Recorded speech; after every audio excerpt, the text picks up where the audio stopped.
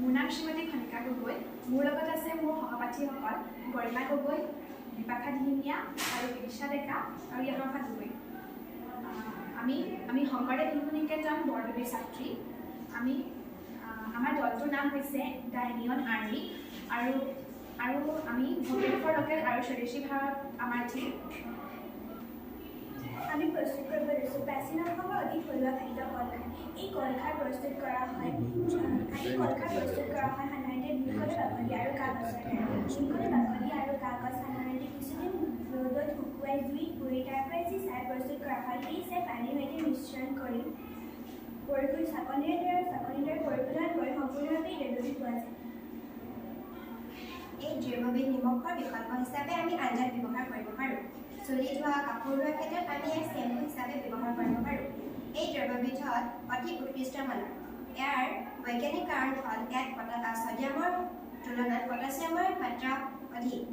ইয়াৰ খনিজ দ্ৰব্যসমূহ হ'ল পটাছিয়াম, ছডিয়াম, কোবলাট, মেংগানিজ, জিংক।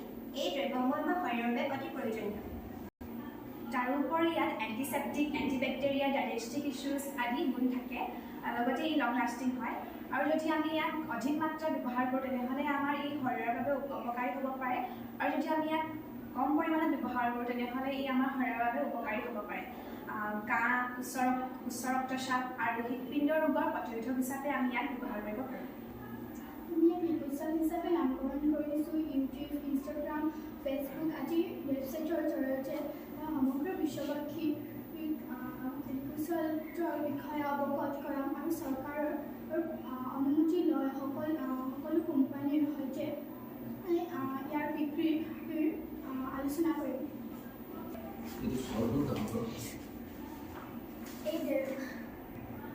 এই দ্ৰব্যবিধ যদিও অসমত কম মানুহৰ ঘৰত পোৱা যায়, আমি ইয়াক কম মূল্যত 60 টকাত বিক্ৰী কৰিবলৈ সিদ্ধান্ত লৈছোঁ। অসম কেৱল চাহৰ বাবে বিখ্যাত। যিহেতু চাহৰ বাবে বিখ্যাত, আমি আশা কৰোঁ যে আমি এই দ্ৰব্যবিধ বিক্ৰী কৰাৰ পাছত অসম কেৱল চাহৰ বাবে বিখ্যাত নহয়, খাৰৰ বাবে বিখ্যাত হয়। কেৱল খাৰ খোৱা অসমীয়া নহয়, তেতিয়া হ'ব খাৰ খোৱা বিশ্বনাথ